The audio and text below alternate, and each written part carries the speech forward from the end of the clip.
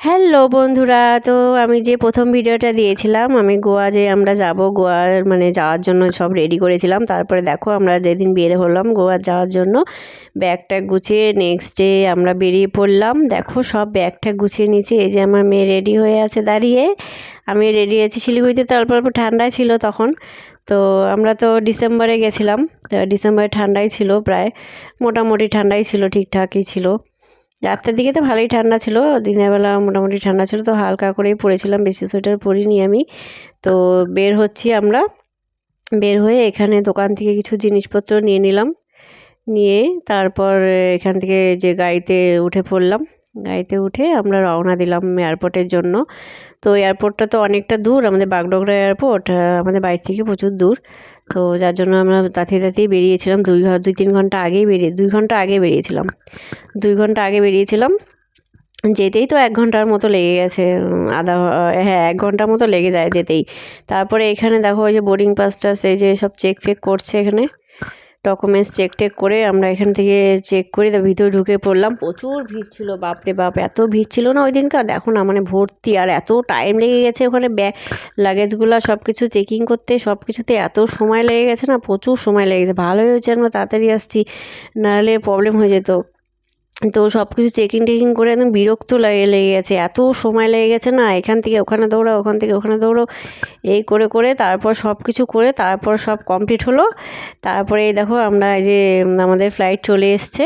ওখানে অনেকক্ষণ আমাদের ওয়েট করতে হয়েছে, আধা ঘন্টা মতো। তো আধা ঘন্টা 1.5 ঘন্টা মতো ওয়েট করতে হয়েছে। তারপরে আমাদের দেখো এই যে চলে যাচ্ছি আমরা ফ্লাইটের জন্য। যে আমাদের ইন্ডিগো ছিল। তো এখানে যে বাস দাঁড়িয়ে আছে আমাদের, তো ওই বাসে করে উঠে আমরা বেরিয়ে পড়বো।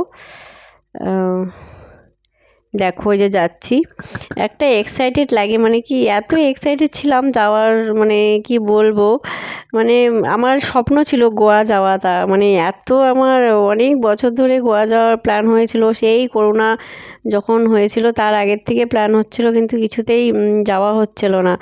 তো এতদিনে আমার মানে মনের আশাটা পূর্ণ হলো, আমি খুব খুশি, আমার মনের জীবনে অনেক বড় একটা আশা পূর্ণ হয়ে গেছে। তো যাই হোক, বেরিয়ে পড়েছি ভগবানের নাম নিয়ে। এই বাসে, যে বাসে করে আমাদের পৌঁছে দিচ্ছে ফ্লাইট অবধি।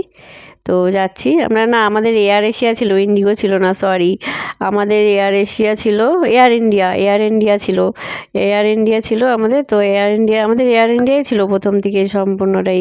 তো এখান থেকে আমরা এই ফ্লাইটে করে আমরা গেছিলাম ব্যাঙ্গালোর অবধি, ব্যাঙ্গালোর পর্যন্ত ছিল। ব্যাঙ্গালোর থেকে তারপরে আবার আমাদের ব্যাঙ্গালোর থেকে আবার অন্য ফ্লাইট ছিল। আমাদের বেশি ওয়েট করতে হয়নি, ব্যাঙ্গালোরে বসে বেশিক্ষণ ওয়েট করতে হয়নি। মেয়েকে খাইয়ে আমরা খাওয়াতে খাওয়াতেই ফ্লাইট আমাদের টাইম হয়ে গেছিলো। তো বেশিক্ষণ যেহেতু ওয়েট করতে হয়নি, তো ব্যাঙ্গালোর গিয়ে আবার ওখান থেকে ডাইরেক্ট গোয়ার ফ্লাইটে আমরা উঠেছিলাম। এই দেখো ভিতরে ঢুকছি। তো আমার মেয়ে তো মানে অবাক, প্রথম যাচ্ছে ফ্লাইটে। ও তো হয়তো বড় হলে এগুলো সব ভুলেই যাবে। তো তোমরা কে কে গোয়াতে গেছো একটু এক্সপিরিয়েন্স সবার একটু জানিও। তো ভিডিওটা কেমন লাগলো একটু জানিও সবাই। আর এই দেখো যখন ফ্লাইট আমাদের একদম মেঘের উপরে, এই দেখো সূর্যটা কি সুন্দর হয়ে আছে, দেখেছো?